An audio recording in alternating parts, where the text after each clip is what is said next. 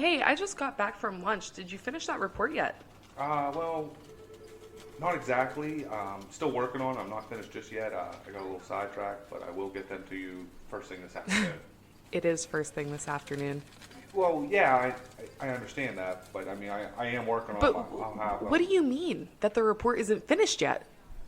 I'm still in the process of working on it. I've just been a little distracted. Distracted. Our meeting starts in an hour. I can have it. No. What were you doing? Were you listening to another hunting podcast again? I swear, I give the staff in this office the freedom to do whatever they want to do as long as they meet a deadline. That is the first bullet underneath your job description. Pays attention to detail and deadlines. And deadlines.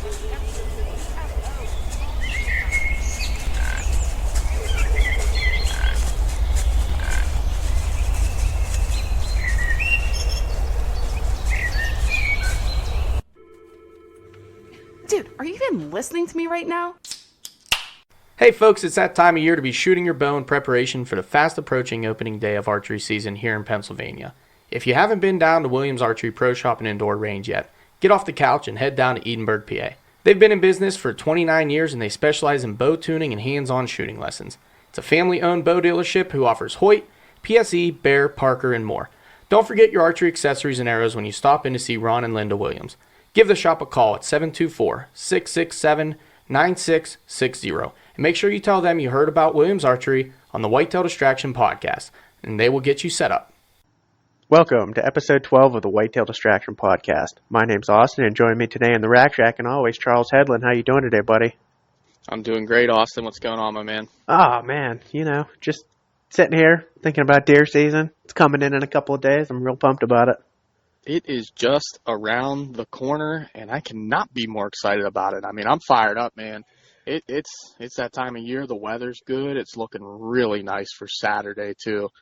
It's going to be like in the 60s, lows in the 40s. It's a beautiful thing, man. We couldn't ask for a better first day for archery hunting. Absolutely, man. Absolutely. Well, what do you have on the docket for Saturday, opening day? Well, I'll be heading up Friday to the camp. Myself and my three brothers and my dad will be up there for sure that I know of. And I'm thinking, I don't know, morning hunt. I got my lone wolf sticks. I got my XOP stand. I think I'm just going to go ahead and, Anthony's coming up too. So Anthony's going to sit in my ladder stand in the morning. There you go. Hopefully it's still there because honestly, I've stayed out of the area completely. I haven't even checked on that stand because I hadn't planned on hunting it, but hopefully that stand's still there. He'll hunt that, and I'll probably go somewhere real close to the parking lot because I know I've had success there in the past first day in the morning, and we've seen a lot of deer. So I'm probably going to just go ahead and hang and hunt in the morning, get in real early. Yeah. I know before I talked about maybe going in and first light and kind of creeping through, but I've thought about it for a little bit, and there's a nice bedding area I can remember when I was tracking my dad's deer there last year. So I think I'm going to try to get right on that transition edge between their bedding and the wide open timber. And it's a pretty primo spot, so maybe I'll just climb up there and best of luck. But what do you got going on? I like it, man. Well, I was planning on going in and hunting a specific bed, getting real nice and aggressive early, but I think I'm going to save that spot and let it get a little bit of pressure first and really push them into that area. So I think I'm going to load up the kayak tomorrow night and head to a river spot that I have and just do a hang and hunt set there. It's on a nice little pinch and see what happens, man. I don't know. I'm going to try and get in pretty early so I can make sure I get set up and everything real nice and early and let the woods kind of calm down and go from there. Yeah, we probably don't want to be hanging up in our tree or climbing up into our tree stand like last Saturday right at first light again. So good thing we got that out of the way. But, I know for one thing we'll have some kinks out of the way, and I know we'll have our scent control regimen on point thanks to this episode that we have for you guys today. Absolutely. I'm really excited about our guest today, John Eberhart. He is the man, the scent control guru. An absolute legend in the whitetail world. I mean, the guy has 50 deer in the Pope and Young record books, 31 coming out of one of the most pressured bow hunting state of Michigan. Oh, yeah. 31 deer in the record books in Michigan. I mean, that's just absolutely impressive. He's an animal, and he does it all from a saddle. Yeah, out of the saddle. He's 66 now, I believe, and he's just totally fit and a wonderful guy. I had a blast recording this episode with him. I did too. So hope you guys enjoy. Okay, on the podcast today we have John Eberhart. How you doing today, John? I'm doing very well. Fantastic, fantastic. So for maybe the people that don't know you, John, if they're living under a rock, or probably a lot of our listeners, since we're in a small little area that most people don't even know what a podcast is, why don't you go ahead and jump into maybe a little intro of your background, maybe your hunting successes, and kind of go into more about who John Eberhart is, if you don't mind. Yeah, I don't mind. First off, it was 87 degrees here today, and during the middle of the day, I finished staining my deck. So I was really hot. I had to fix the deck and rework the whole undercarriage of my deck because all the boards had rotted, and I had to redo all that. It took me about 3 weeks, but I finally finished it today, so I'm really happy. That's fantastic. There you go. On the hunting side, I'm from Michigan. I've been bow hunting a little over 50 years. Michigan is the most heavily bow hunted state in the country. We have about 320,000 bow hunters, and I have 31 bucks in the Michigan record book from 19 different properties, from 10 different counties, and I've also taken 22 trips out of state, and on those 22 trips out of state, I've killed 19 P&Y bucks from 13 different properties in 5 different states. That's so incredible. Cumulatively, I have 50 bucks in the record book, and there's lots of guys that have several bucks in the record book, but I guess what I'm most proud of is I have 50 bucks in the record book from a cumulative total of 32 different properties, and I've never owned, I've never leased, I've never paid to hunt any place, I've never hunted over in a managed area, I've never hunted on a relative's property. Everything I've killed has been on either public land or knock on doors for free permission properties, without the use of bait or food plots or mineral licks or anything like that. So Yeah, I'm incredibly impressive. Guy. I'm a pressured guy. That's my forte. Is I love hunting against competition. So it's totally adverse of what you see on TV and in videos. Yeah, so you don't only have to outsmart the whitetail; you have to outsmart other hunters as well. Yes, you have to go where other hunters typically are not willing to make the effort to go, because that's where the mature bucks are. Well, I know we're getting you on specifically because you are like the master, the goat of hunting pressured whitetails. I really wanted to go into a little bit, since we're going to talk about early season tactics, your scent control regiment, and maybe get a little bit into detail of that, because I know you're a guru when it comes to scent control regiments. And then specifically, how do you use your scent control regimen to combat the heat in early season? Okay, well, I'm a huge activated carbon fan, so I guess that makes me a ScentLock fan, because ScentLock owns the U.S. patent on using activated carbon. If it had been some other company that was using activated carbon, I would not be a ScentLock fan. I would be whatever that company was. But ScentLock does have the patent for using activated carbon.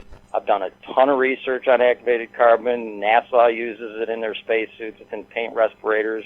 Every single military on the face of the earth uses activated carbon in their chemical warfare suits. They use it in water softeners. Every car has activated carbon in it someplace for filtration.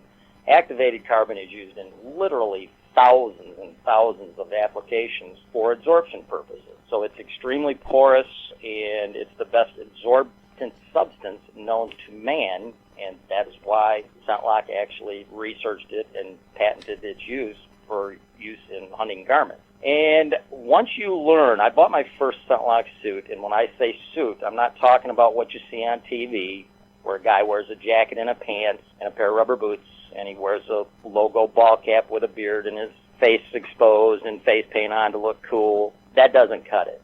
You know, when I say a suit, I'm talking about a jacket, pants, ScentLock gloves, and a head cover with a drop-down face mask. So basically, the only thing exposed on your face is your eyes when you have the drop-down face mask down. So basically, the activated carbon within the suit, because there's actually an activated carbon liner in it, is a catch-all. So any odor molecules coming or excreting off your body, whether it be gas or liquid or whatever, is absorbed in those molecules. And then every so often, depending on how much you sweat and perspire.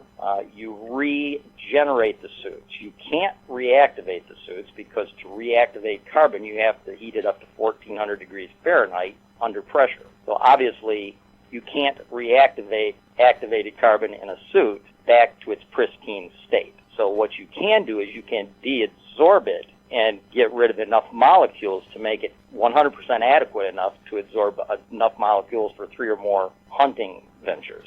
And basically what that does is when you take a scent-lock suit with the activated carbon liner, and let's say it's somewhat saturated with the human odor molecules or whatever molecules that may be in it. You know, when you buy a suit in a store, it has to be deabsorbed before you use it hunting because it's absorbing molecules when it's sitting in the store. You don't you don't hang it outside because activated carbon is absorbing 100% of the time it's exposed to the environment. So it has to be stored in an airtight container. But to deabsorb it, you throw it in a dryer. Most dryers get up to about 155 degrees if you put it on the highest heat setting it has. And what it does is the heat energizes not only the molecules that are bonded to the carbon, it also energizes the actual carbon particles. So when you energize something with heat, it expands. That's why there's expansion joints in the highways. There's expansion joints in like the Mackinac Bridge. Any expansion bridge that's made out of metal has expansion joints because when it gets 80, 90 degrees and the sun's out, if there was not expansion joints, the bridge would buckle, the concrete highways would buckle. A lot of steel structure buildings also have expansion joints in them. So basically, carbon energizes, it actually expands. The molecules also expand when they get energized by the heat, and a certain percentage of the molecules break free from the bond of the activated carbon and actually exit out the dryer. And then as soon as the dryer stops, you have to take the clothing out of the dryer, put it in an airtight container so that the activated carbon is not absorbing anything, and then you leave it in an airtight container until you physically go out into the field. Then you change from your street clothes into your scent-lock clothing, go hunting. When you get back to your vehicle or get back to your house if you're hunting behind your house, then you take off the scent-lock clothing, put it back in an airtight container, put your street clothes back on, and go on about your business. So activated carbon clothing works great. There isn't one TV guy I've ever seen on TV that has a clue how to use it. None of them do. They hunt areas where, you know, mature whitetails are a lot more tolerant of human odor because there's no hunting pressure and they're allowed to grow to maturity without any negative consequences. So activated carbon works great, but you have to do it all. It's just like having a car with 4 tires, okay? If you wear the jacket and the pants, and let's say you wear a glove and you do wear a scent-lock hat, but you don't have the drop-down face mask, 40% of your odor comes out of your head, mostly out of your hair follicles. So if you just got the cap and you got hair hanging down behind your hat and you got a beard and you got an exposed face, you know, that's like having a flat tire on a car. You know, it's still going to drive, but it's not going to drive that well.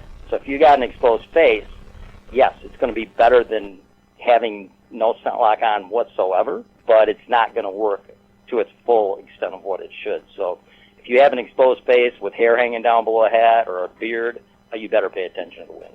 So you're saying having a baby face my entire life has helped me out to this point? Oh, absolutely. Yeah, absolutely. I cut my hair shorter. I cut my armpit hair. I cut my pubic hairs during hunting season. That's getting a little personal. Yeah, I cut all my hair shorter because hair is a breeding ground for bacteria. And it just cracks me up. I see these guys on TV with face paint on their face and beards that are just stinkier than hell. And they're killing big bucks. But people got to realize these guys are hunting in areas where there's literally no other hunting competition. And a buck doesn't get shot at until he's 4 years old or older, or 3 or 4 years old or older. So they're walking by hunters as they're growing to maturity with no negative consequences. So obviously they have a real high tolerance of human odor, and then by the time they get to the kill criteria, they're still moving during daylight. You know, they're not like a mature buck in a pressured area where there's 20 bow hunters in a section and 40 gun hunters in a section. It's a totally different type of an animal. There's not even anything similar to each other. Yeah. No, that makes total sense. Now, I have one question based off of that. Do you think layering activated carbon clothing, like as opposed to a single layer, does that help? It could. I'll be honest, I've never needed to. In other words, I don't believe you have to. Let me put it that way. Would it help? Of course it would. It's gonna if you wear If you wear a base layers, because the ScentLock base undergarments do have activated carbon in them as well. Obviously, if you wear a base garment and then your ScentLock exterior suit, your base garment, because it's the closest thing to your body where your odor molecules are coming off from, is going to do the majority of the work. It's going to extend the longevity of the lifespan of the exterior suit. But do I think it's absolutely needed? No. I rarely ever use a ScentLock undergarment. I'm a big merino wool fan. I am too. So I wear merino wools 90% of the time underneath. And then, of course, depending, I'm in Michigan, so it gets cold. I have a lot of different layering type garments. And I also wash all of my undergarments in, scent-free detergent and keep those in airtight containers as well. So Absolutely. Everything I do is airtight containers. But my ScentLock I'll wear, 3 or 4 times before I deabsorb it. Whereas when I wear an undergarment that has no technology in it at all, let's say I got something made by Sitka with 0 technology, and I wear it as an undergarment because it's got some insulation in it, I won't wear that usually more than twice as an undergarment under my ScentLock before I wash it in non-scent detergent and then dry it and put it back in that, container with my other under layers. Gotcha. Now, during the early season, like we mentioned, when it gets really warm, what do you do for that when trying to combat scent and then, sweating and different things along that line? What do you do maybe in the field that helps you out or before you go into the field? Well, the first thing I do for early season hunting, ScentLock makes several different, weights of suit. So if I were a consumer and I were looking at having just one ScentLock suit, it would without question be a full season. Full season has been around forever. They changed the model, but at full season it's kind of a mid-weight suit. I think the new one is called the Tactics, full season Tactics. But the early season suit, or the suit that they make for the southern hunters, down in Georgia, Carolinas and stuff, hence the name Savannah. And that's a lighter weight suit. It has the exact same carbon liner in it, but it has a lighter exterior fabric, and it's more permeable. In other words, it allows airflow through it to make it more comfortable and evaporate whatever perspiration you're going to have underneath. But still, even with that, when it's 80, 85 degrees, I was talking to a guy from North Carolina today, it's difficult because perspiration is an issue, and usually it's perspiration on your entry route. That's usually where you perspire. And then once you get on stand, what I typically do is I may not wear my ScentLock jacket. I'll wear my ScentLock pants, but if I'm going to a spot on an evening hunt, I'll have my jacket in my backpack, but I won't put it on until I get relatively close to my stand. Then I'll stop. When I'm within 100 yards, 150 yards of my stand, I'll stop, get the jacket out of my backpack, which is also a ScentLock pack, I might add, and then I'll put my jacket on, and I'll just try to walk slower. But if I get to my stand, I get up in my saddle. If I'm perspiring, it's not uncommon for me at all to actually take off my jacket. I'll probably have just a real thin T-shirt as my bottom layer. I'll take off my jacket, possibly even take off my T-shirts, and I always carry scent-free wipes in my Ziploc bag in my pack. And I'll wipe my body down with scent-free wipes best that I can, and my face and my back of my neck, and then I'll try and let my body cool off as much as I can. And I try to do this relatively fast, but I'm usually in my tree plenty early. On morning hunts, I'm usually in my tree an hour and a half before daylight. So I allow my body to cool off. Then I put usually a clean T-shirt. I pack in a clean T-shirt, and then I put my ScentLock jacket back on over top of it. And then the dirty T-shirt will go in a Ziploc bag in my pack so that there's no odor involved in that. And the scent-free wipes that I use to wipe my face down and my body down will also go in a Ziploc bag. So there's no odor involved with that. And that's something else I have to touch on. If you're going out there and you do happen to own a ScentLock suit and you're properly caring for it, and you do have the head cover, drop-down face mask, and gloves, you also, if you want to be 100%, not have to worry about wind direction whatsoever, because I pay zero attention to the wind, you have to take care of your backpack. If you don't have a ScentLock backpack, you have to wash it frequently in non-scent detergent, and as soon as it comes out of the dryer, store it in an airtight container. You can load it and then put it in your container. But there's so many hunters, when I've done seminars across the Midwest, I'll ask people, okay, How many people use scent lock? Okay. How many people been winded? Hands will go up. Okay. How many you people own a backpack? Almost everybody hunts with a backpack or a fanny pack. And I ask them, well, how often do you wash it? Never. I don't think I've ever had a guy say, yeah, I wash my backpack and I wash my fanny pack. So they get into their packs every day. If you hunt mornings and evenings, you probably get into your pack twice a day with your bare hands to reload it for the next hunt. I mean, that's just what hunters do. So you got this huge human scent wick that you may have a backpack you haven't washed for 3 years. And then if you're in a tree and you've got a scent lock suit on, drop down face mask, rubber boots, everything else perfect, and you get winded, you're going to blame your suit on it, when in reality, they winded your backpack. It stinks like crazy. So it's a kind of an all or nothing deal. There's different degrees, but you've got to do it all if you want to totally be oblivious of paying attention to wind direction. I don't care where the wind's swirling or thermals or any of that stuff. I pay zero attention to that anymore. Yeah, I wasn't going to let you get away without touching base on that because I've heard you talk about it before, and that's, like you said, one overlooked part of your scent lock regimen is your backpack and what's in the backpack. So, but I do want to also ask you, have you ever used anything with like oxygen machines or the scent blocker bags? Like Ozone. Ozone, yeah, sorry. Ozone machines or anything like that. And does that have an effect on scent lock, like the activated carbon? I'm glad you asked. Me too. Yes, I have used Ozone machines, and I'm not a believer in them. And it's kind of interesting because Scent Lock now sells OZ machines. Ozone machines leave an odor. When Ozone 6 machines first came out, they sent me 3 of them to test and see what I thought about them.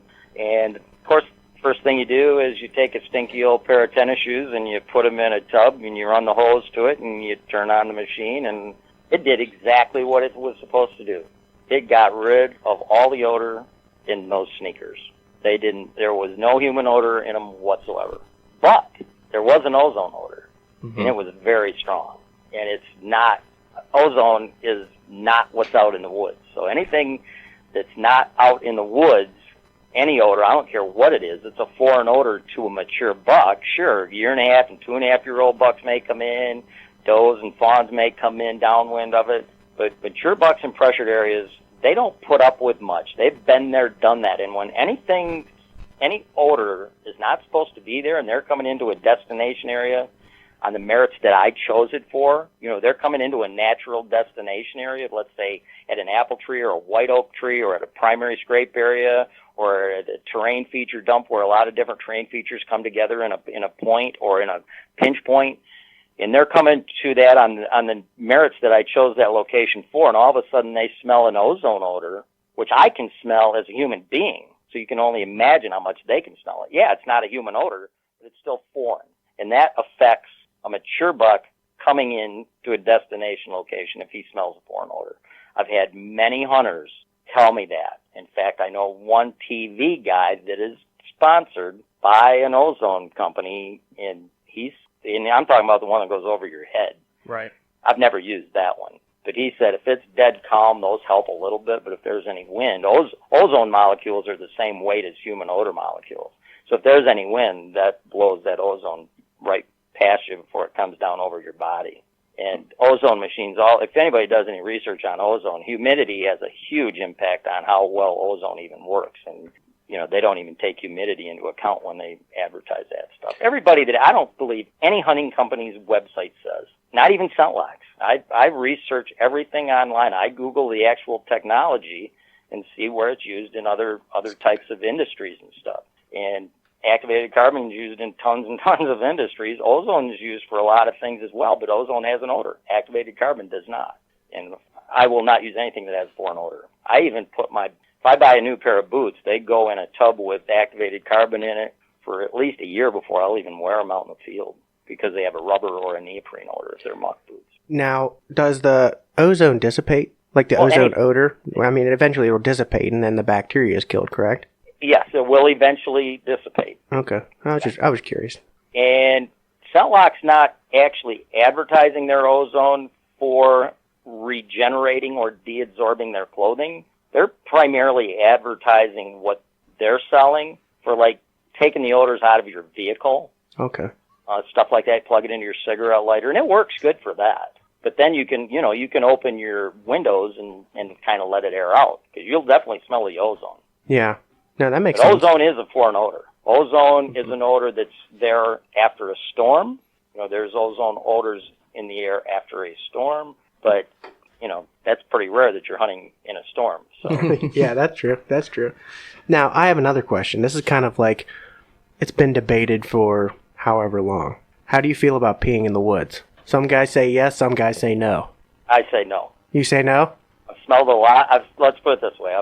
I've pissed on the ground, and I've smelled my own piss, and I've smelled a lot of scrapes after they were urinated in by does and bucks, where I physically saw them urinate, and then I go down on my exit, and I might sniff the ground. Human urine does not smell like deer urine. It's totally different. Yeah, I couldn't agree with you more.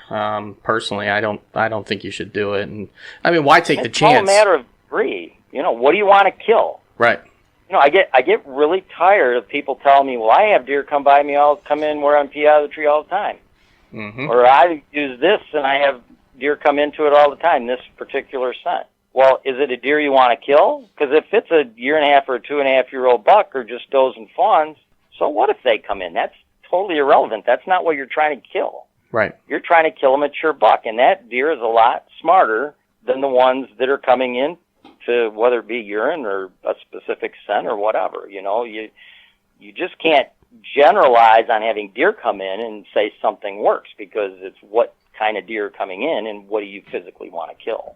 Yeah, I know you're not real big on any kind of foreign scents, and I personally am not big on them, but even like the earth scent wafers and anything earth scent, what do you think about that? I'm a sales rep for a scent company, and I don't use scents, so that's basically all I'm going to say. That makes sense. I don't use anything that's foreign to the woods. Urines that are bottled have bacteria in it. They're usually bottled in June or July, and kept bottled until they're used in October or November, so they have bacteria. They smell different. They don't smell different to us, but they smell different to deer.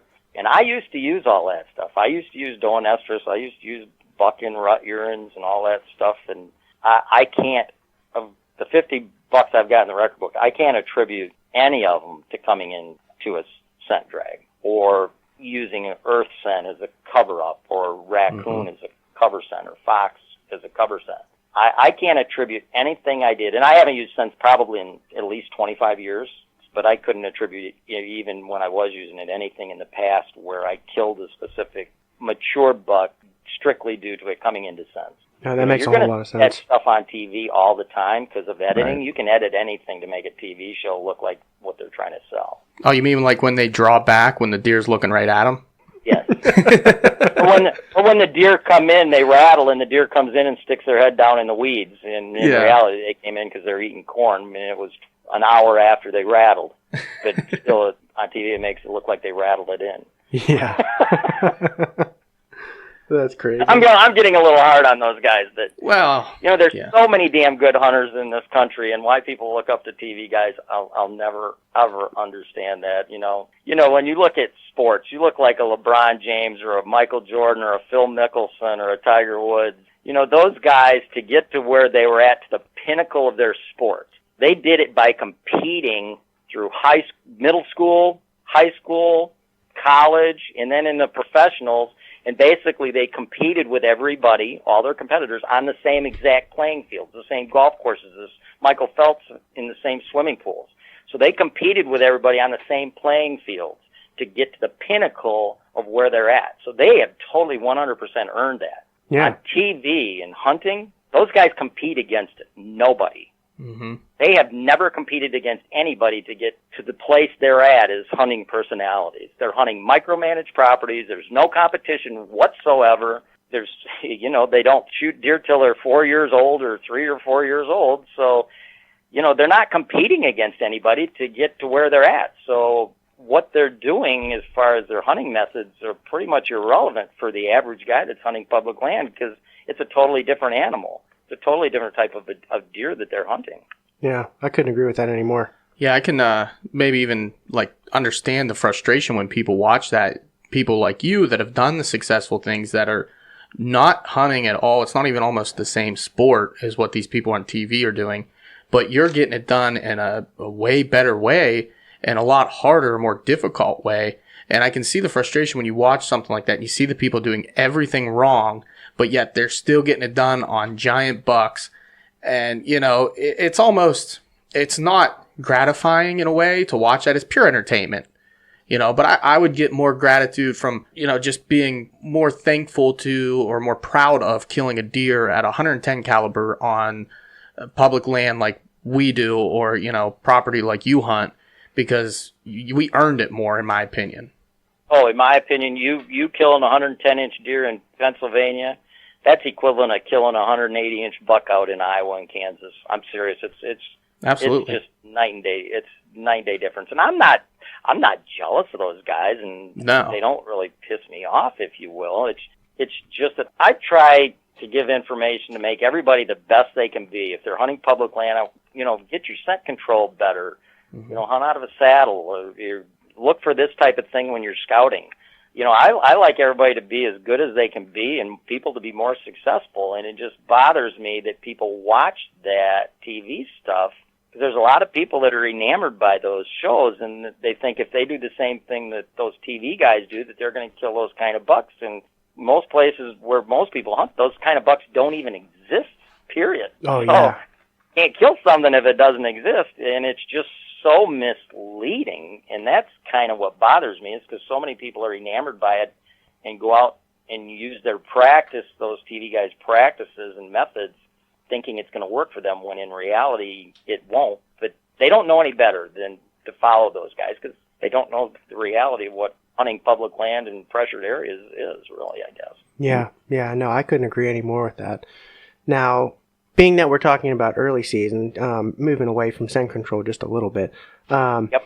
what are you keying in on in the early season? Are you going bed to food? Are you looking for early season scrapes, or what are you really looking for when you're hunting your next stand?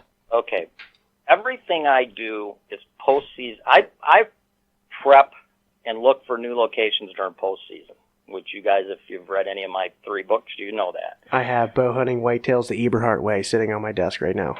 Okay. So I'm a big postseason guy, where you're looking at, you know, the previous season's scrapes and runways, and before green up, you can see everything, and you can scout and spook deer. It doesn't make any difference. You can scrutinize every inch of the property. So I prep all my new locations and scout any places that I'm going to hunt that fall during postseason. And then during postseason, I also go to all of my old school locations that I've been hunting for years and re-prep those, if you will. You know, cut all the overgrown stuff that grew last summer, and, you know, just kind of re-prep them for fall. And then what I typically do is I may after postseason, which is typically end of April is when it starts to green up, and I'm done by then. I'll probably have, on average, about 40 trees prepped. Oh my! And I would say probably half of those trees, this is generalizing, of course, maybe half of those trees are at destination feeding locations. So they're going to be at like apple trees, white oak trees, red oak trees, or they might also be at pinch points between a bedding area and a preferred feeding area like a standing cornfield, or they might be at a terrain feature dump where there's some it was an old primary scrape area. So then what I do to get ready for which of these locations am I going to hunt during the early season and put into my rotation, what I do is I'm waiting right now. In fact, next week is when I'm going to do it. After September 20th, because Michigan season opens on October 1st, I always wait until after September 20th to do what I call a speed tour. So I put on my scent lock, I get as scent free as I possibly can, and I will drive around, you know, some of my places where I hunt, public lands downstate, 2.5 hours away. But I'll drive to every place, and I'll do a real fast speed walk, and I'll go to those 20 locations that could potentially be good early season locations. Again, at apple trees, acorn trees, you know, scrape areas. You're just checking whether they're dropping or whether the apple trees have apples. I wait until after September 20th for 2 reasons. First off, I want to see if they produced master fruit. Yep. Obviously. And if it's a scrape area or the scrape's active. But also what I want to do is any big buck that I want to kill, 3.5-year-old and older buck, he's going to be rubbed out typically by about the 5th of September at the absolute latest, because big bucks rub earlier. So he's had almost 2, maybe 2.5 weeks by the time I get there, where if it's at an apple tree that's dropping apples, odds are there's probably going to be a scrape there, and there's probably going to be a couple rubs in the area. So basically what I'm looking for, I'm looking to verify that there's actually food dropping, and I'm verifying what buck sign there is there, because I'm going to be hunting there in a week or so. So that's kind of what I do. And according to the buck sign posting that I see, or the scrapes being open that I see, that's how I figure out what early season locations go into my rotation. And, summer morning spots, usually if it's at an apple tree or at a white oak tree, those are strictly evening spots, because I don't want to spook deer at them with my morning entries. So those are strictly evening spots. But a scrape area might be a morning spot, a scrape area between a feeding crop field and back in a bedding area, or around the perimeter of a bedding area, or a transition dump, where terrain features like a ridge may dump down into a swamp, or there's the edge of a weed field or something. So that's kind of how I look at my early season. But typically they're at feeding destination locations, because early season mature bucks are still in that feeding pattern, but their testosterone, as soon as they shed their velvet, their testosterone is starting to rise. So not only are these destination feeding locations where they may stop, eat something, it's also where the does are going to be feeding. And all buck activity, when the testosterone levels start to rise, revolves around doe activity. It's a twofold deal. It's a place for them to feed, and it's also a place where does are going to feed, which is going to attract the bucks. Okay, so you're and these not really... that I do hunt also have to have everything I hunt any time of the year, in Michigan anyway. When I go out west, it's totally different. Mm-hmm. Has to have security cover, perimeter security cover around the actual kill zone, and it also has to have transition security cover to a known bedding area. Because a mature buck in a pressured area typically is not going to expose himself in an open wood lot or an open field or along the edge of a short crop field during daylight hours. So they need some sort of perimeter security cover at the location, and they need transition security cover to a known bedding area. Okay.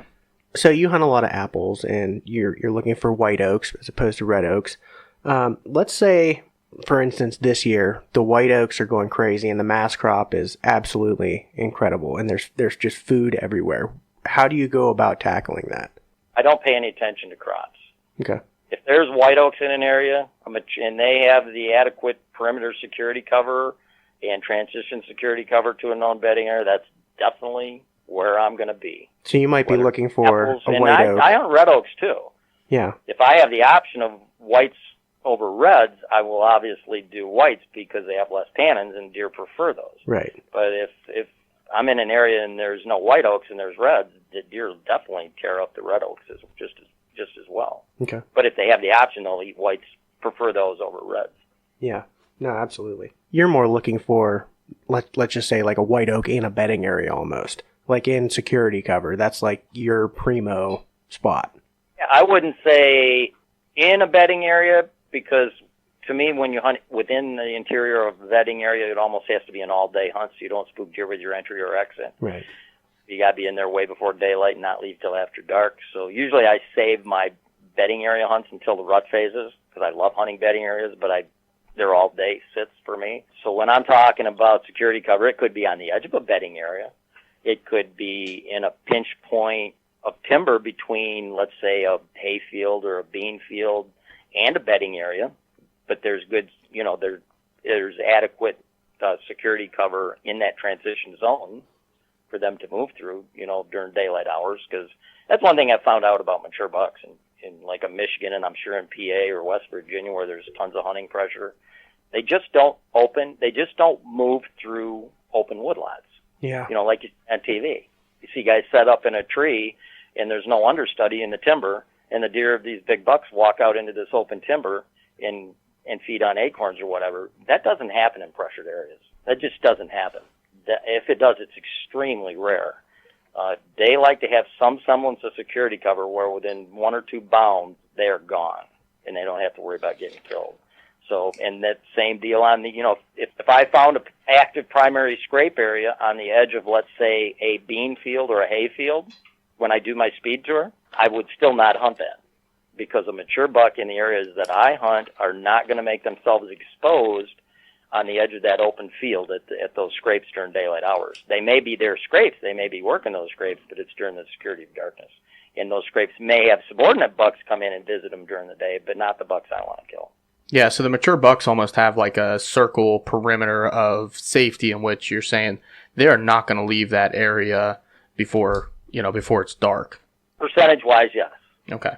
Now everything I do based on percentages. Okay. Now, you also are an advocate of morning hunting early season as well, where you can hear so many guys that say they just don't even go out in the mornings early season. But what are you doing different that helps you not, kick up deer? Or is it just, the place that you're picking where you're hunting? Or is there something else that you do that helps you be successful early in the year?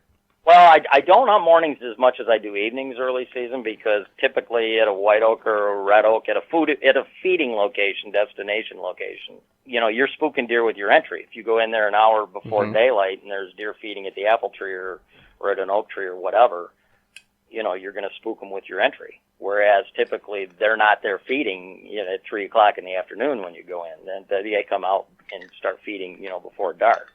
So mornings at destination feeding locations are not really a wise thing to do.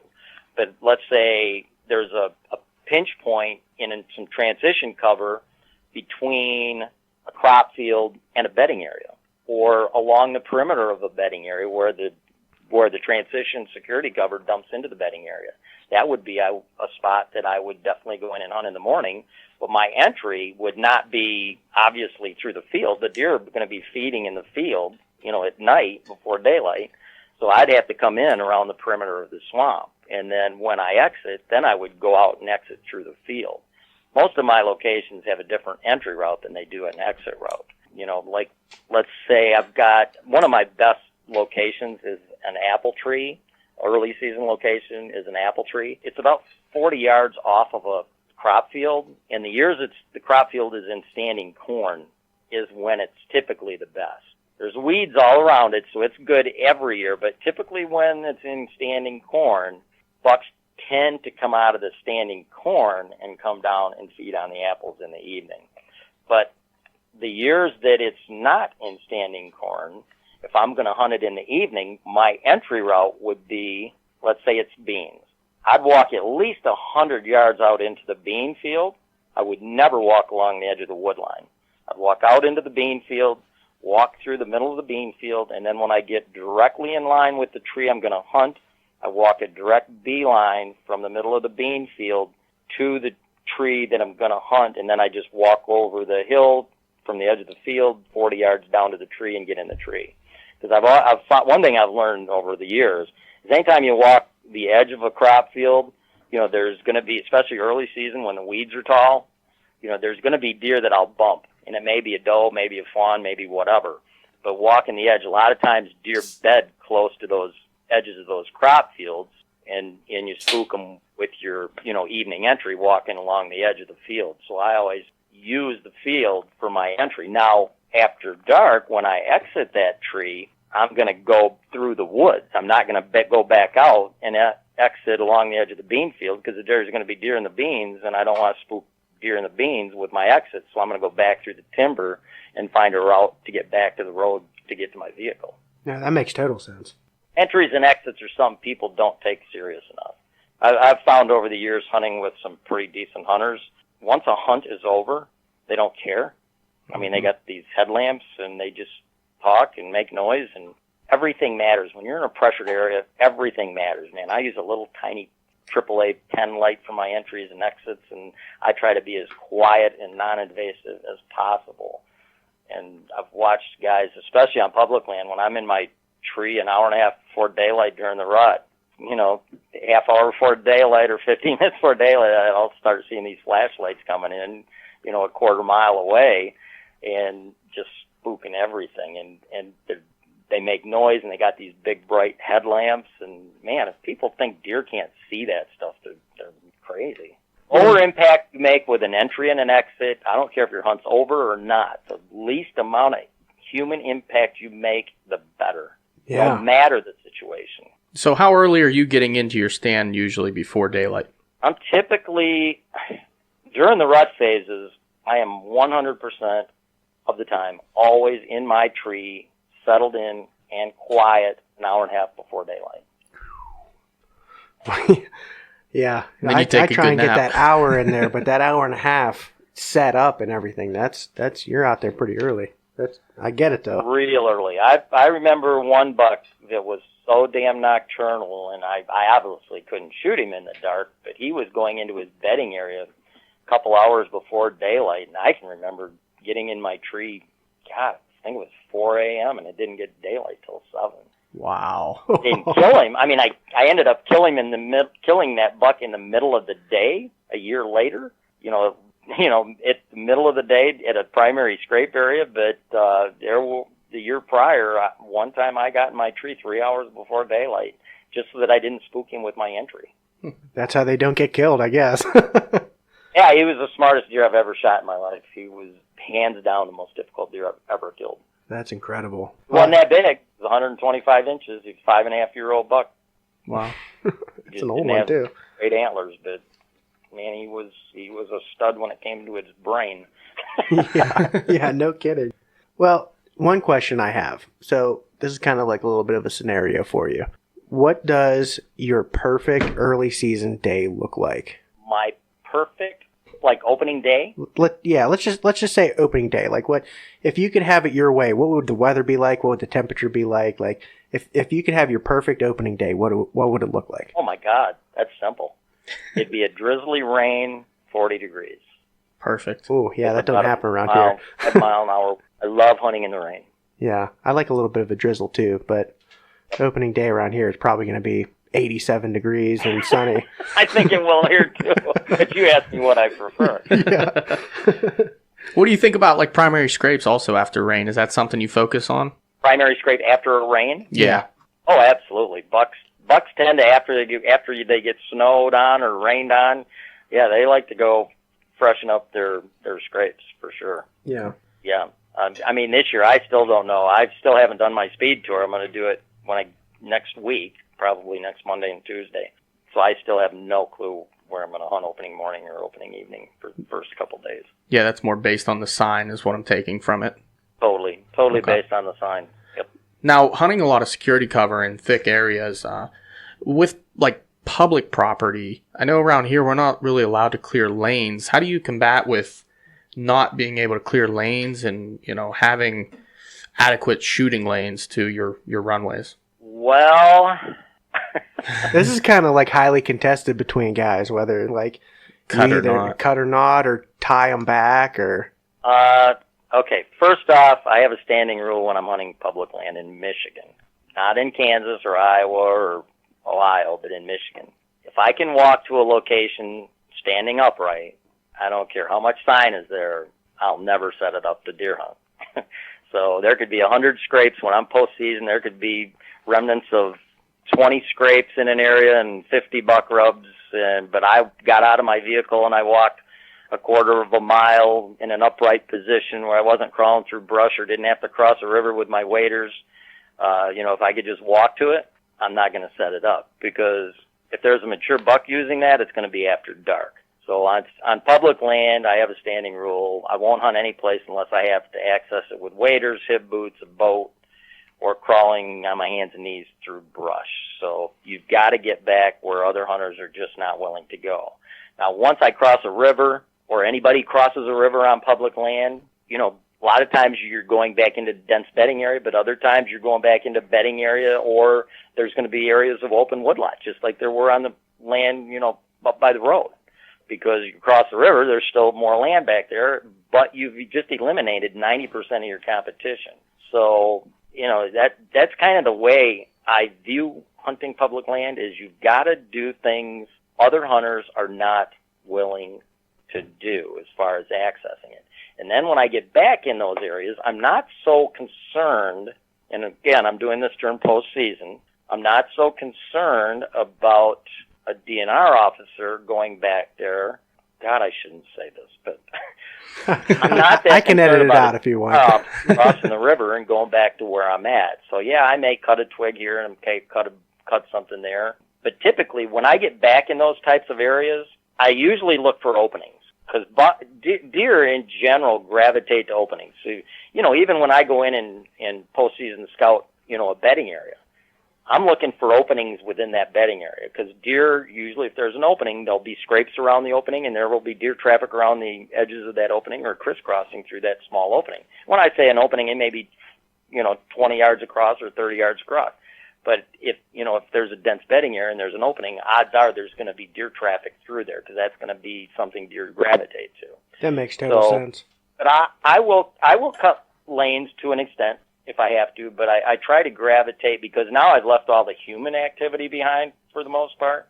Mm-hmm. So I gravitate to a little bit more open areas. A lot of times when you cross those rivers, you still got oaks. You still possibly may have an old apple tree back in there from years past. You're still looking for the same types of sign. When I scout bedding areas, I'm still looking for oaks in bedding areas or possibly a primary scrape area in a bedding area or a beech nut or, a choke cherry if I'm hunting public land where there's not a crop field for 5 miles.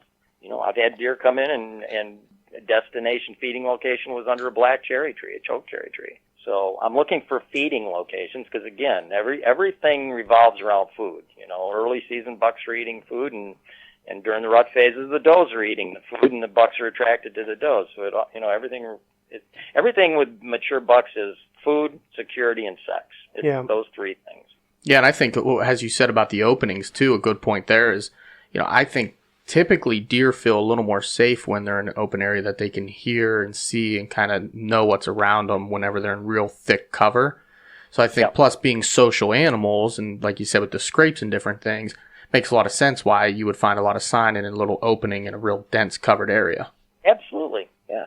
A lot of times when I say security cover, people think I'm in a blackberry bog or something like that. Right, it's nothing. And I'm just in areas where there may be tall weeds, there may be autumn olive, but typically I'm not in the dense crap. I'm always on edges, But the deer have a real quick exit route. They can jump in that security cover and they're gone. They feel secure. When they're that close to security cover, they're secure. They feel, mature bucks anyway, feel more secure moving during daylight hours. No, absolutely. And I just kind of thought of a little bit of a scenario, John. I kind of want to throw it your way.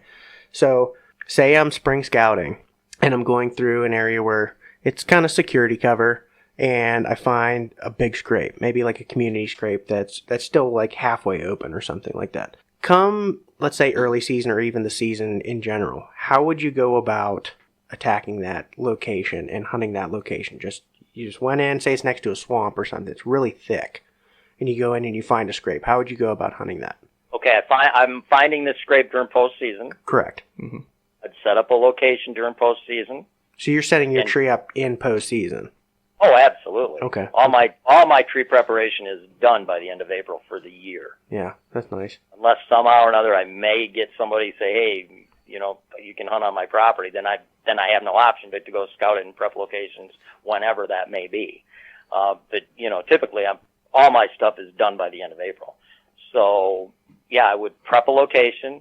And typically when I'm scouting bedding areas, if it's a bedding area that I think it's got a great chance of having a mature buck because it's secluded and it's across a river or something, I'll usually like to set up at least one, possibly 2 or 3 locations. And those are locations that I will totally leave alone until pre-rut. So if we're looking around Halloween.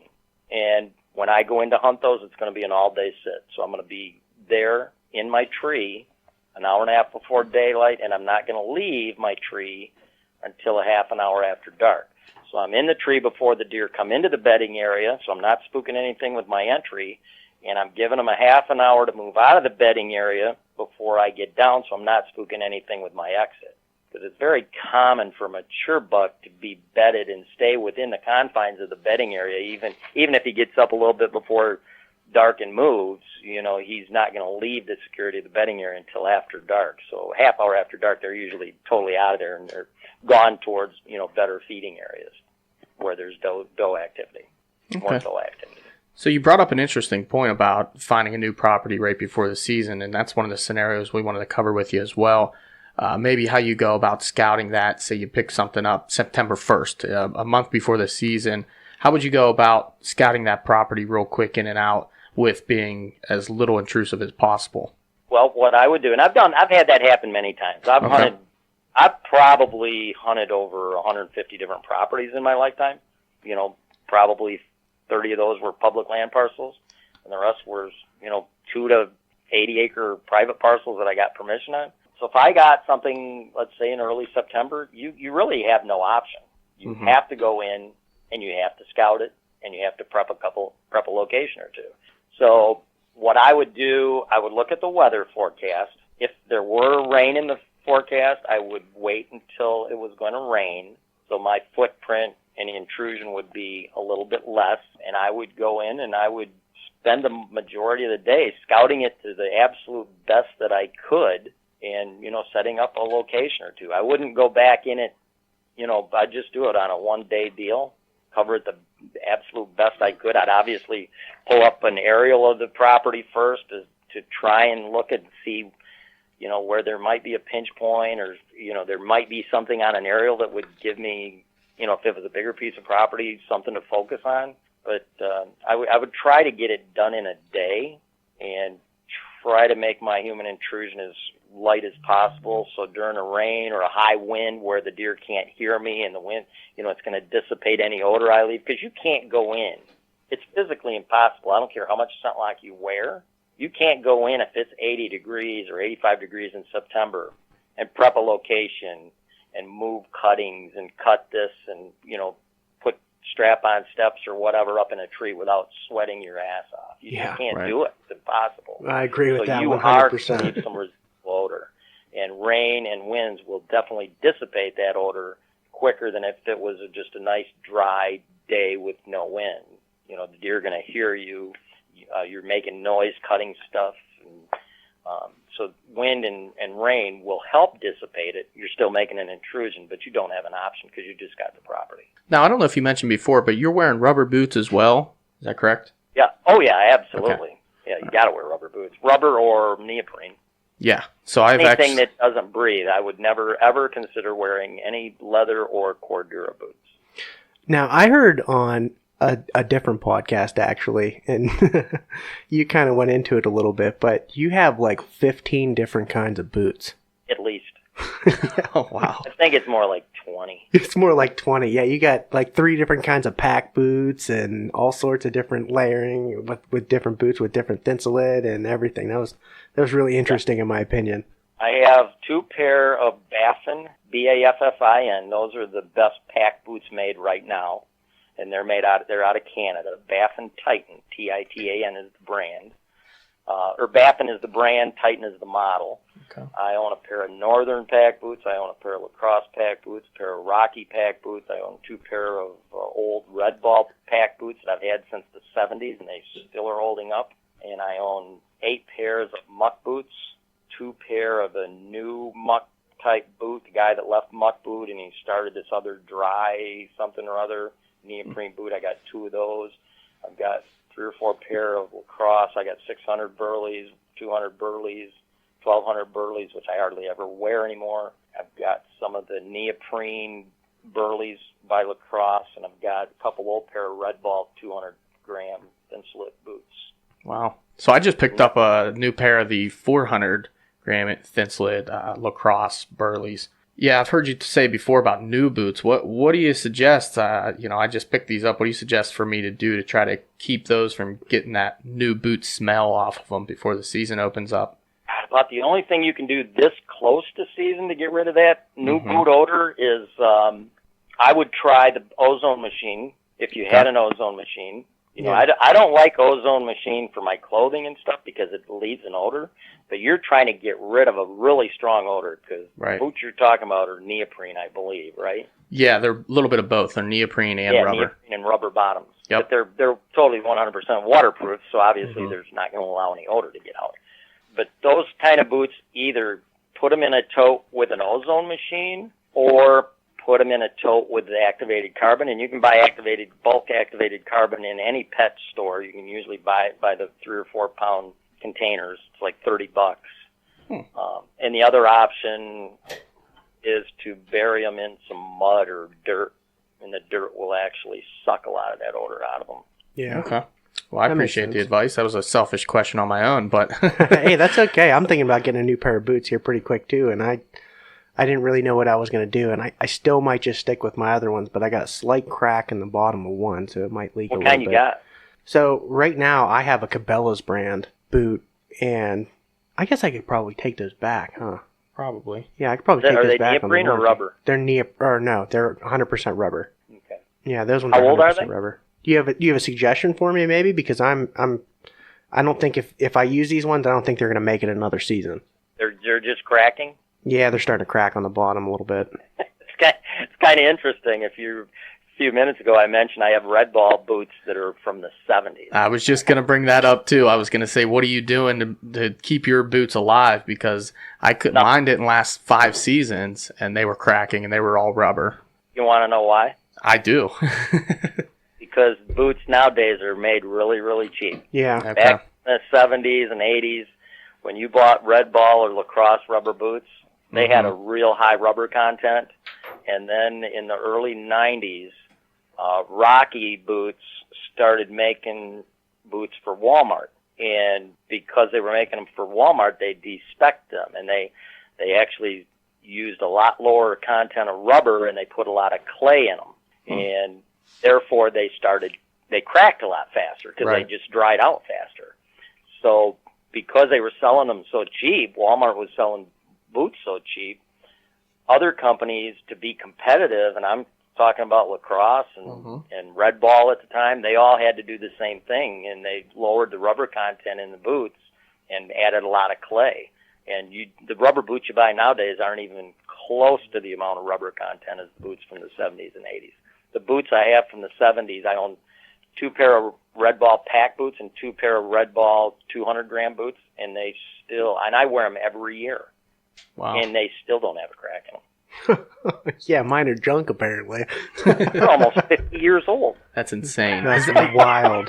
Do you think that's why they're adding neoprene to boots instead of all pure No, rubber? they're making boots out of neoprene now because they're so much lighter weight. Okay. Yeah. That makes sense. Now, do you think that neoprene maybe holds a little bit of scent? It could, because it's porous. It has a porous exterior. Yeah, that's what I was just thinking. Yeah, if you were to actually take the side of a neoprene boot and rub it in oil or gasoline, yeah, it's going to hold odor a lot longer than rubber would. Yeah, because because it's got that they're little bit of not fabric porous. to it. But I'll tell you what, I've been wearing muck boots for early season hunting and for, until it gets below freezing. And I've loved, I love the muck boots. I'm shocked at how well they've worn. I thought going through the tags and briars and stuff that they'd tear apart. They've held up way better than I thought they would. I'm getting about 5 years out of a pair, which is shocking to me. That's pretty good. That is pretty good, yeah. Now, And John, they're really comfortable. now we've never done this on an episode before, and I'm kind of like, I don't want to throw you through a loop or anything like that, but we kind of developed a couple of rapid fire questions. Would that be okay? Sure. All right. What would be your number one tip for a new hunter? And feel free to elaborate. Kind of what we talked about. I think scent control is probably the biggest. Once you can eliminate wind direction, your success rate goes up exponentially. Yeah, Couldn't agree more. yeah, I So couldn't agree scent more. control would be my number one deal. Okay. For hunters, take better care and really pay attention to, again, get a good scent control regimen. Okay. Now, what kind of broadheads are you shooting? You shooting fixed or mechanicals? Last year I shot a G5 Striker, 100 grain, 1.1 cut. Prior to that, I'd been using an 1.5 cut steelhead by Rocket steelhead. Oh, rocket broadheads, yeah, I've seen them. Rocket, yeah. And I've kind of lowered my poundage, and Rockets deploy front to rear. The blades open from the front, and they deploy back to the back, from front to back. So they take in my opinion, I think a Rocket probably absorbs about 20% of its energy just opening the blades because of the way they deploy from front to back.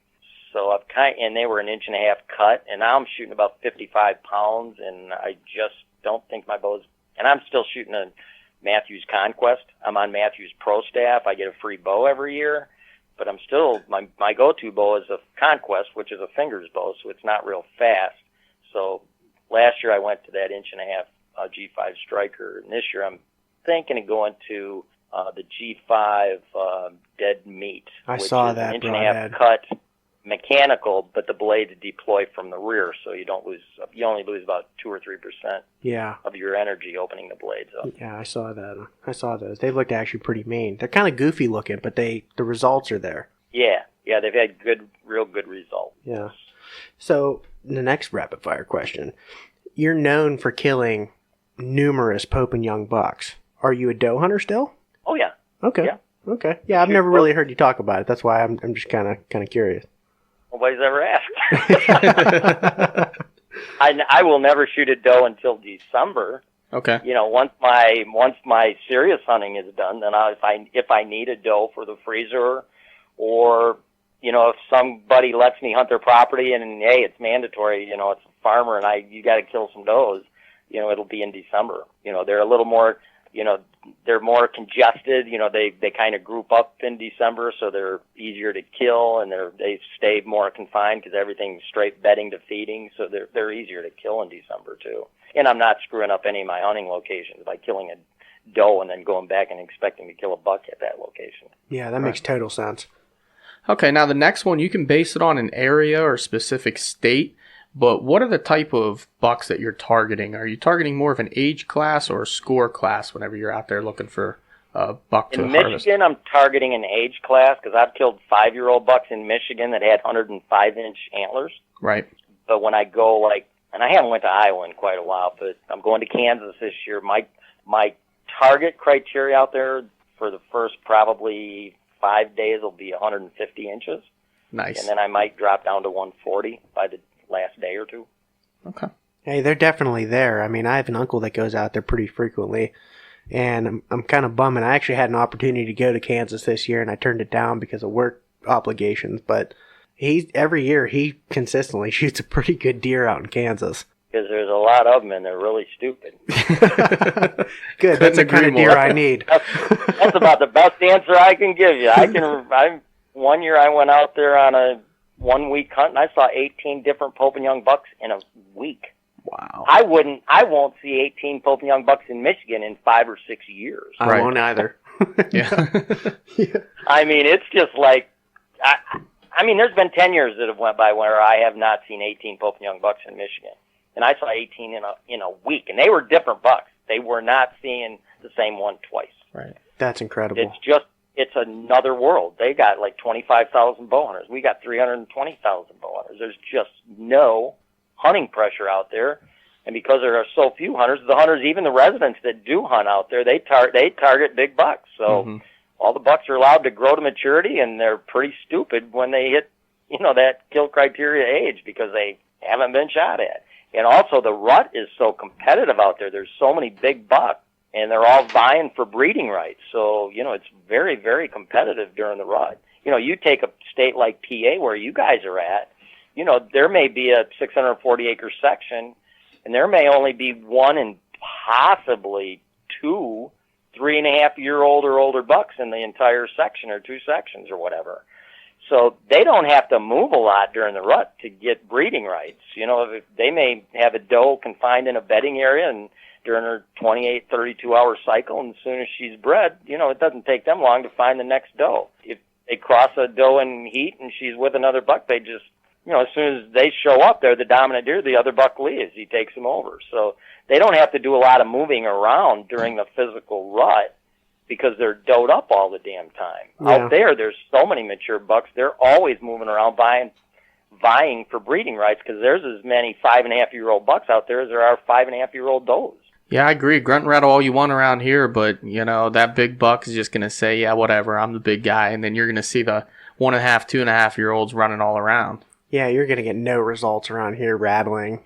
I mean, it's just not going to work. And out there, I would almost bet 50% of the time I've rattled in Iowa and Kansas, I've had a reply.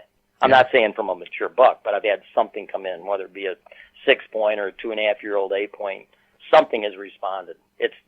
That's why the TV guys are so successful. Right. And they're on managed properties out there. They're not hunting regular property. Yeah, so it's even more of an advantage. Yeah, Yeah. Yeah. You'd never do the aggressive stuff you see on TV in a PA. You'd just be spooking deer. You wouldn't be trying to draw them in. Oh, yeah, you wouldn't see deer the rest of the day if you started rattling like crazy and going all sorts of nuts in your stand here. Yeah. Rattling works. I've killed three book bucks in Michigan during the first 2 days of bow season by rattling them in.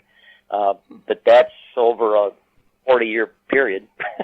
Right. I have rattled in successfully one buck in Pennsylvania, and he was older, but because of our antler restriction, he was just not legal.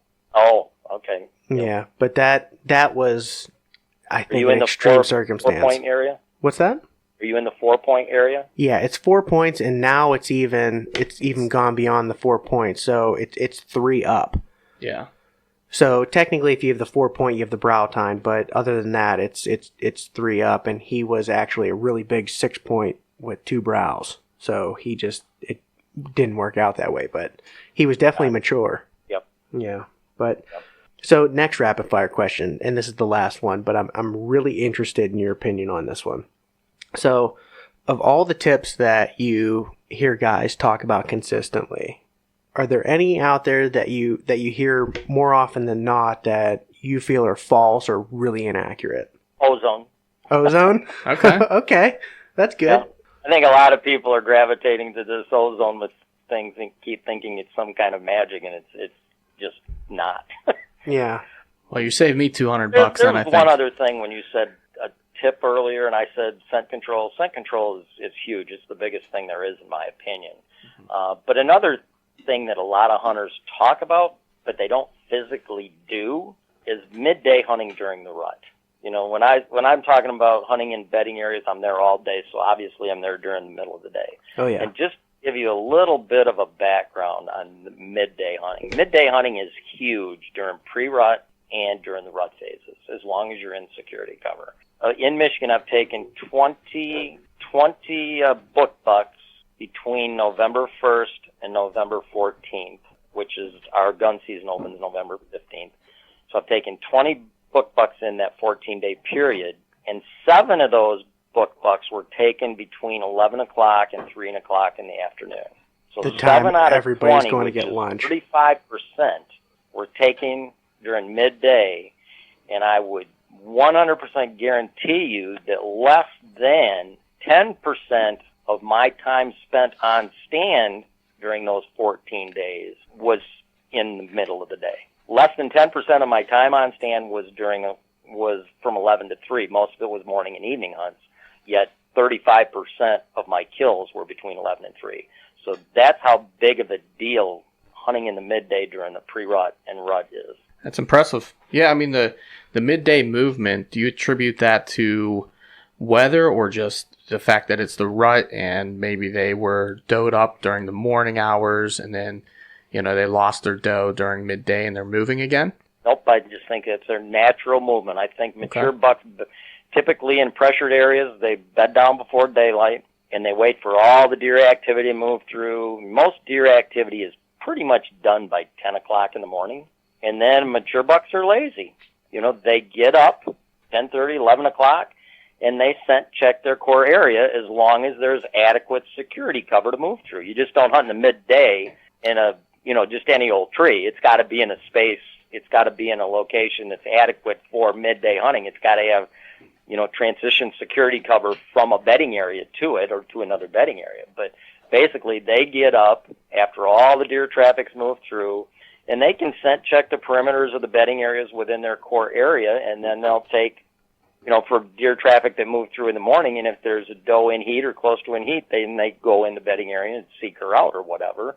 And if there's nothing here, well, then they'll take the best security cover available to the next bedding area and scent check the perimeter of that or go in it and scent check for does there.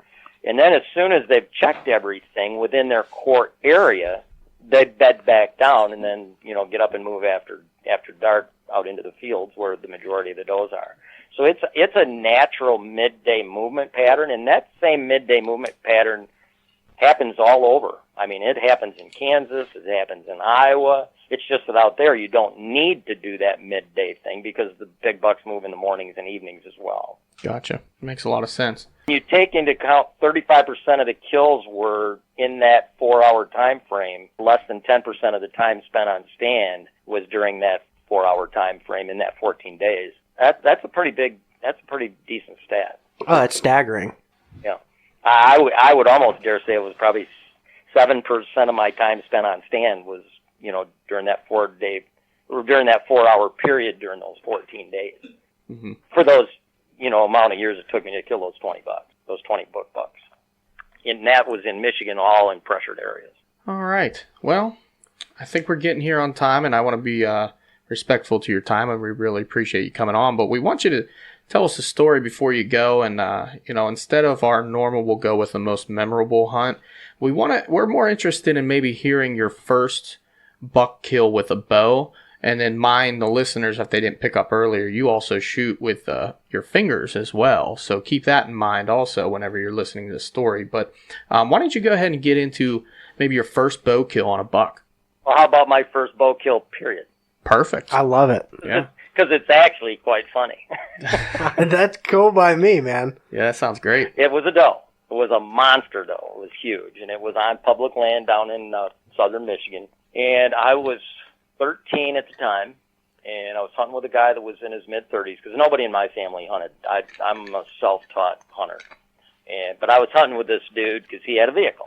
And he was in the swamp. He actually hunted in the swamp, and he put me up in this, I think it was a maple tree, if I remember right.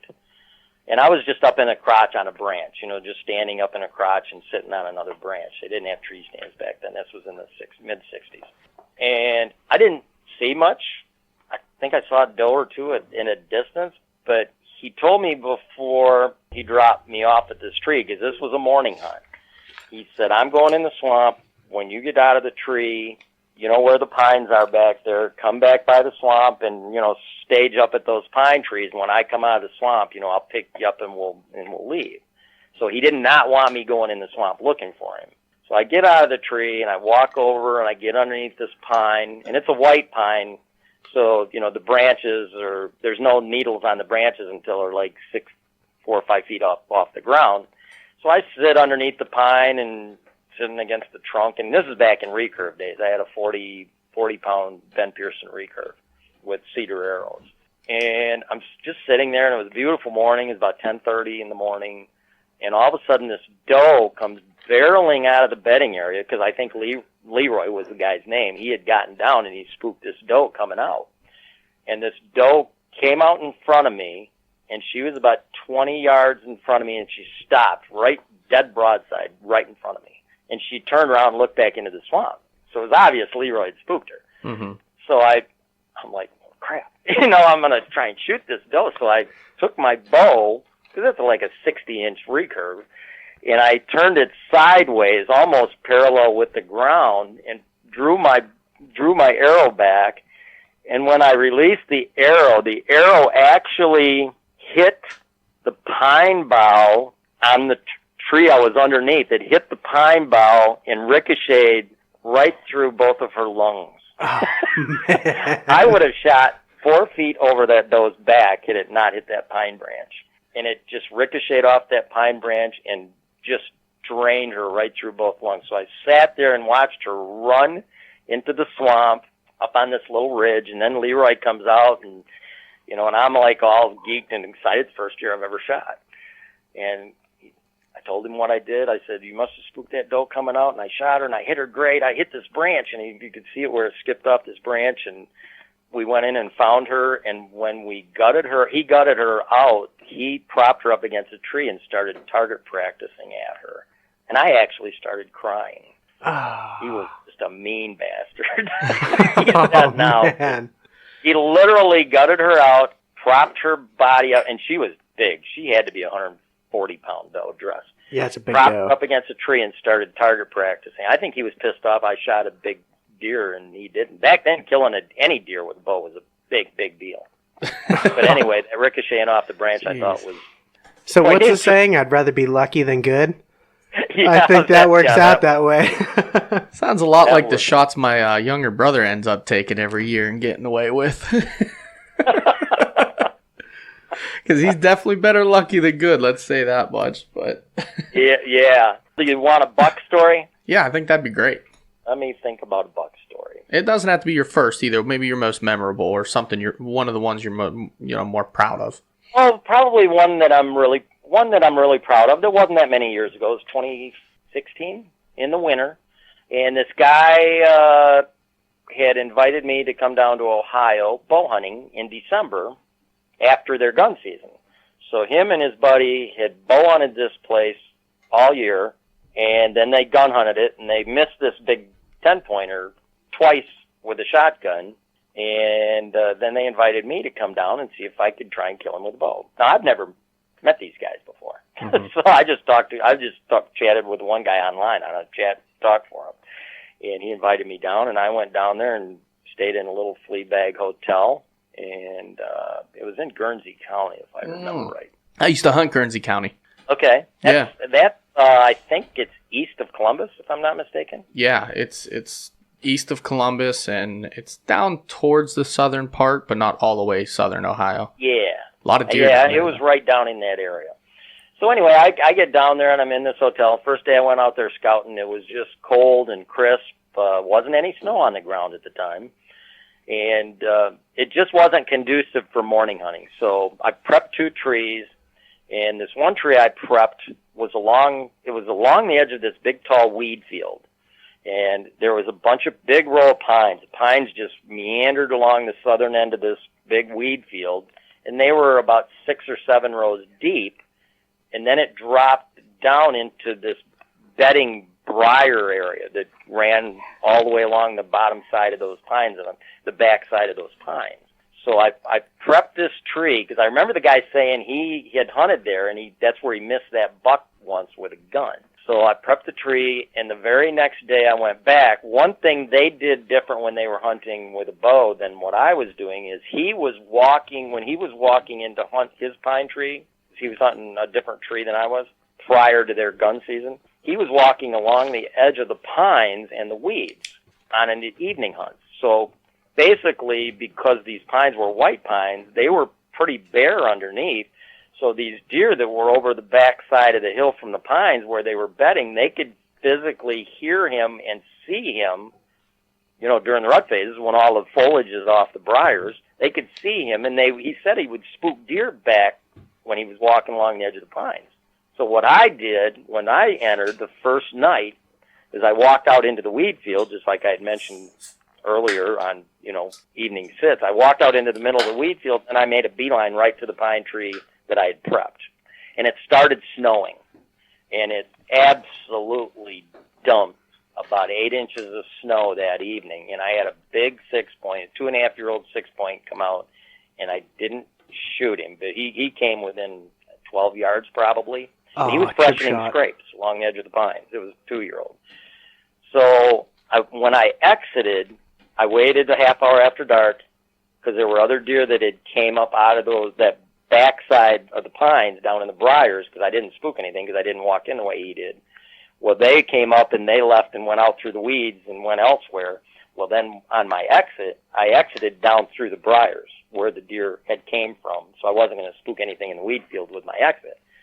So the next evening, I did the same thing, and now the snow is on the ground. And I walked out into the field, made a beeline to that pine tree, got up in the pine, and it started snowing again. And it probably dropped another 4 inches of snow. Oh, man. And that 10-point came out. He came out down at the end of the pines, and he did exactly what the 6-point did the night before. He started working the edge of the pines while it was snowing, and he was freshening the old scrapes that were under the pine trees. And I ended up shooting him at 14 yards. The only thing that was different from the way I was hunting that deer, and this was like 3 days after their gun season ended. Mm-hmm. So this is in December, I think it was December 17th or something like that. The only thing I did different than him is I was using a different entry and exit. He was spooking deer with his entry, because he was walking along the pines, spooking deer over the back side of the pines and the briars with his entry. And then he was walking out along the edge of the weed field, so he was spooking deer with his exit that were out in the weed field. So he was spooking deer with his entry and exits. I wasn't spooking deer with my entries or my exits. And basically on the second evening, I shot that big 10-point, I don't know, just short of 150 10-point. That goes back to your point earlier saying that entry and exit is just so important. That was the only difference between what he was doing and I was doing. That was the only difference. You're the one who killed the buck, right? Yeah, and I killed it couple days after gun season. Which is incredible. Yeah. Yeah, and he'd been gun hunted, for God's sakes. Usually it's hard to kill something in December, and that one just happened to work out. So. Yeah, I would say, and if anybody doesn't know about, gun hunting in Ohio, it gets pretty pounded. It's similar to PA, but they do a lot more pushing because they have the shotguns rather than the rifles. So they do a lot more pushing and a lot more chasing deer around. So that's even more impressive, that you went in. Ohio's got a lot of deer hunters. Ohio has about 300,000 bow hunters. They're pretty close to Michigan, but they got a lot more property as far as land mass to hunt. And Ohio has, I don't know how many gun hunters they have. Michigan has about 700,000 gun hunters. Pennsylvania's right there too, I think. Michigan and PA are pretty close on both bow and gun. Mm-hmm. Yeah, it's funny you said that because that deer was basically just sitting there watching that entrance route. And I think that's, like you said, went into why you killed him, because that was his full proof. I mean, he didn't see anybody walk in. He felt comfortable. So that's why he got up in daylight and walked right to you. 100%. Yeah. 100%.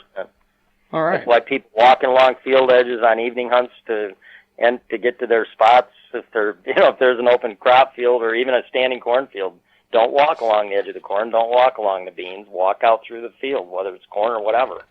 If you spook a deer out in the standing corn, it's irrelevant. It ain't going to mean anything. The deer are going to continue doing what they're doing. So, walk through the corn, walk through the open field, hay, whatever it is, and then just make a beeline right to your tree. Don't walk along the edges. Yeah, makes a lot of sense now. So, again, we're pretty much there on time, so I really appreciate you coming in. But I want you to go ahead and share with everybody where they can find you, find your information, maybe share your website and some other things that you have going on.